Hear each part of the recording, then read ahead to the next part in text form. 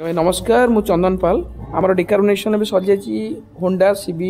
250 ये गाड़ी सीबीआर 250 गाड़ी तो भाई को पचार कौन से फील कले बिफोर डिकार्बोनेशन पूर्व से कौन फील करते हैं कौन फील डिफरेंट कले मो सीबीआर टा स्लो रोला माने पिकअप कम नौला आज्ञा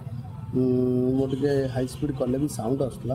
एबे तो आसी कली 15-20 मिनट लागला प्रोसेसिंग आज्ञा देखले हाई टेक्नोलॉजी मशीन भी आज्ञा माने हैंडबर्ड मशीन कहते सेमती नुहे एटा हाई टेक्नोलॉजी मशीन में काम होची मोबाइल वैन भी अछि जाई की भी आपन को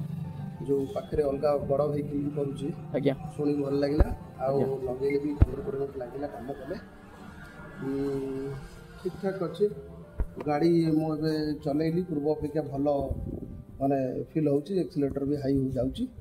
भल लागले तो आप सैटिस्फाइड गाड़ी बाहरला साउंड टिके कमी जाइची बोले अपेक्षा लागुची ठीक अछि बाकी